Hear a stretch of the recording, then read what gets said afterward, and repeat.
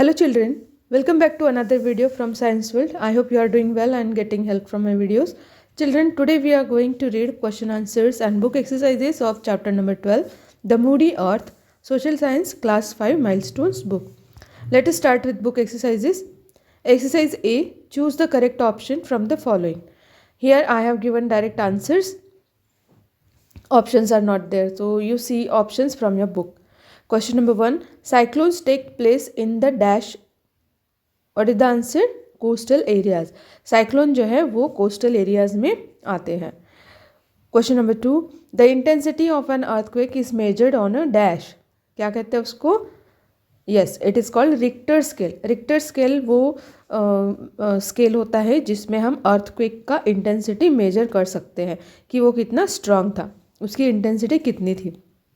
Question number 3, droughts are caused by prolonged lack of dash. हमें पता है कि जो ड्रॉट्स मीन सूखा क्यों पड़ता है? क्योंकि बहुत टाइम तक अगर रेनफॉल नहीं हुआ तो वहाँ पर सूखा होता है, यानी कि ड्रॉट्स होता है ना. तो droughts means prolonged lack of rainfall.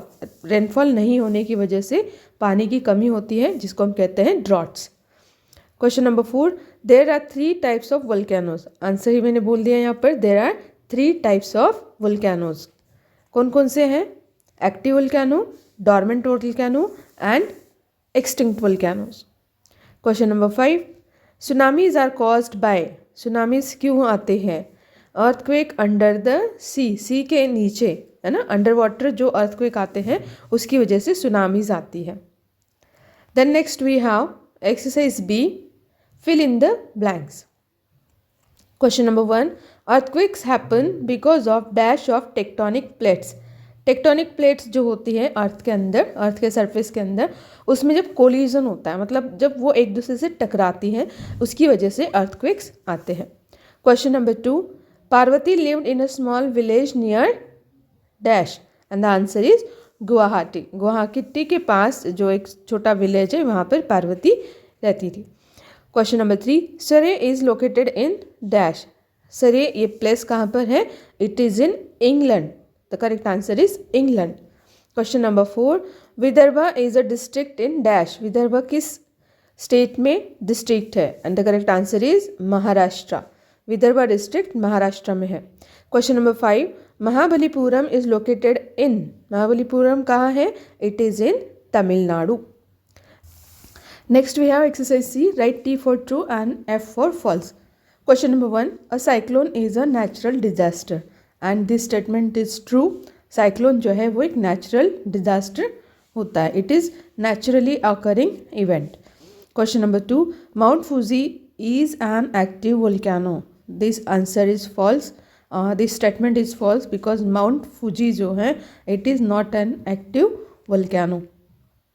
Question number 3, afforestation makes the region prone to earthquakes and this statement is also false. ये भी false है क्योंकि afforestation की वजह से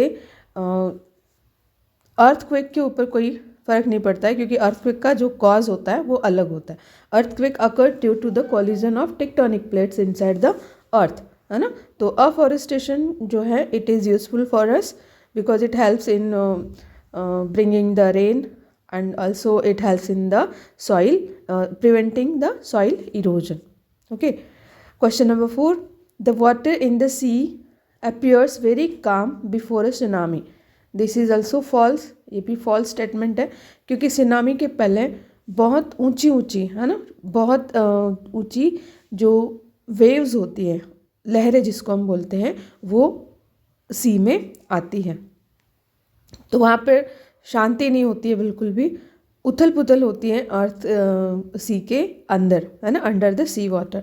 और उसकी वजह से ऊपर की तरफ हम देख सकते हैं बहुत ऊंची ऊंची लहरें. Question number 5, Barren Island is in India. This is also true statement. Barren Island जो है वो इंडिया में ही है और वो अंडमान निकोबार जो आइलैंड्स है उसका एक पार्ट है. Then we have next exercise, match the following. यहाँ पर मैंने डायरेक्ट आंसर्स लिखे हुए हैं क्वेश्चन के सामने. ओके, तो first question is Honolulu will match it with हवाई. Japan will match with Mount Fuji, Pacific Ocean, Ring of Fire, Mai Khao Beach, it is in Phuket, and भुज, यहाँ पर जो अर्थक्वेक आया था ये प्लेस है गुजरात में. So these are match the following answers. Next we have define. आपको definitions लिखनी है in 3 words की, define करना है आपको. First is natural disaster. Natural disaster क्या होता है?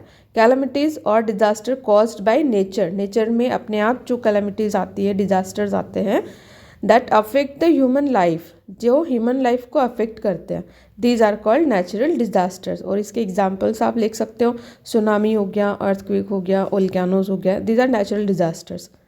Then second, tsunami. Tsunamis are a series of waves that are caused by under water earthquake. किसकी वजह से आते हैं? Under water earthquakes. Landslides, volcanic eruptions, इनकी वजह से सुनामीज आते हैं. Okay. Question number 3, epicentre. Epicentre की आपको डेफिनेशन लिखनी है यहाँ पर. The point above the focus, the point above the focus on the earth surface is called the epicentre.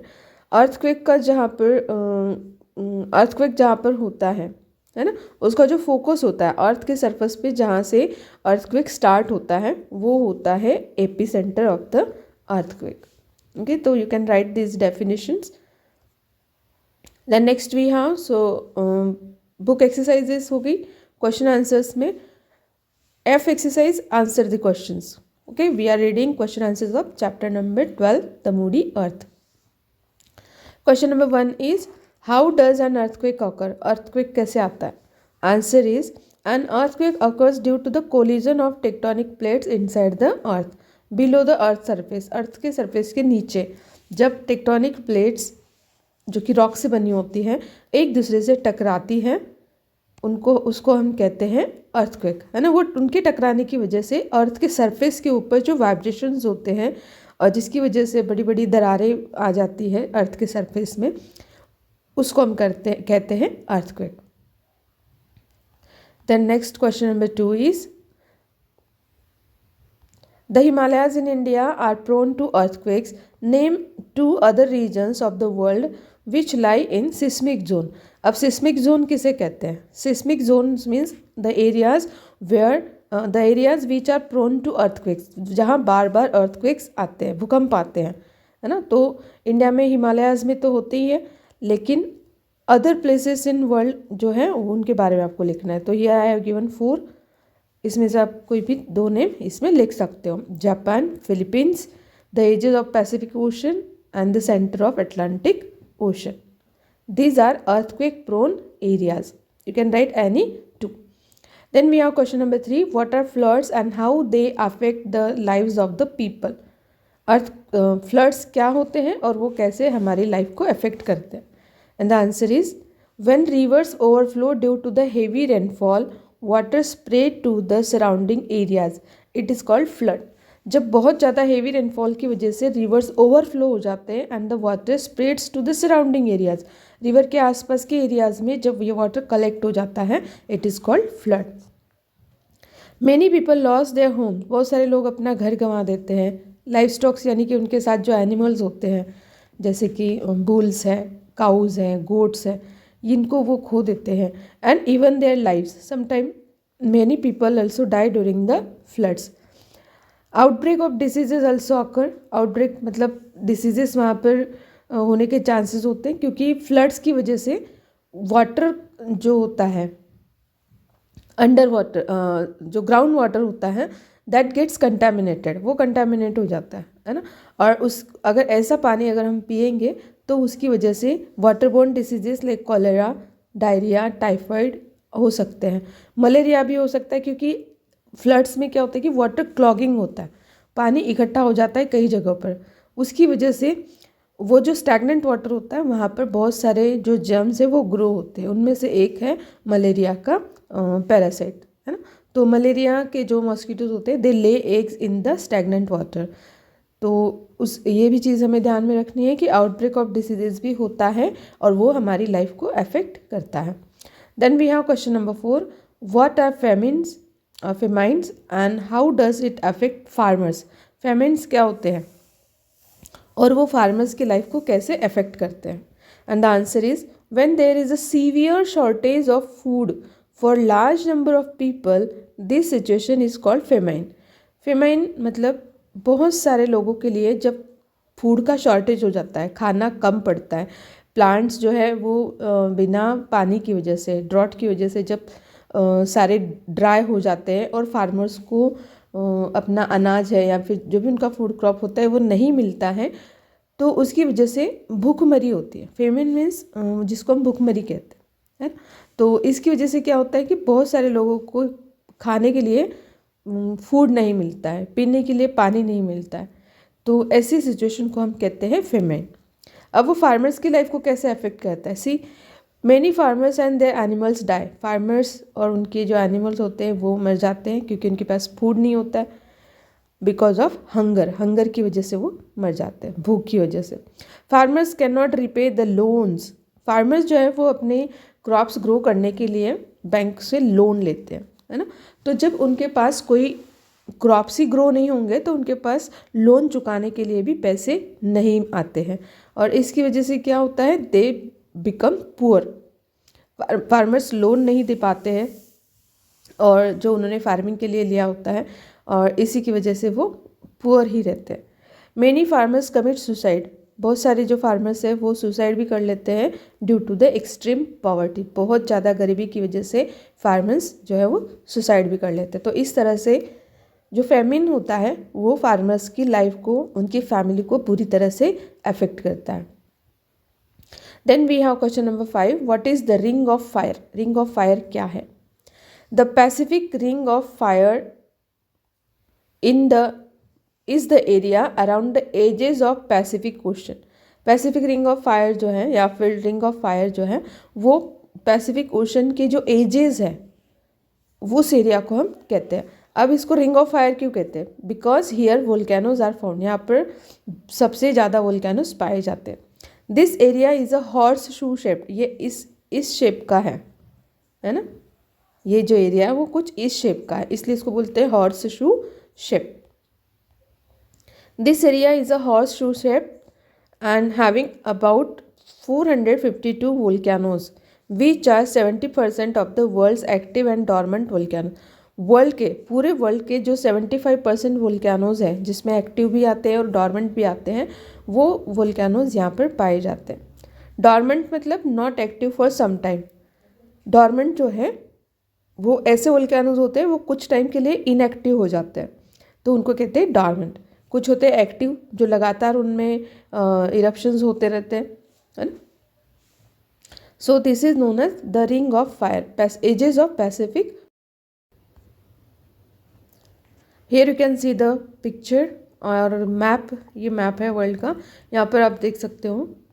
This is called ring of fire, this part, है ना, this is called ring of fire. This are the edges of Pacific ocean.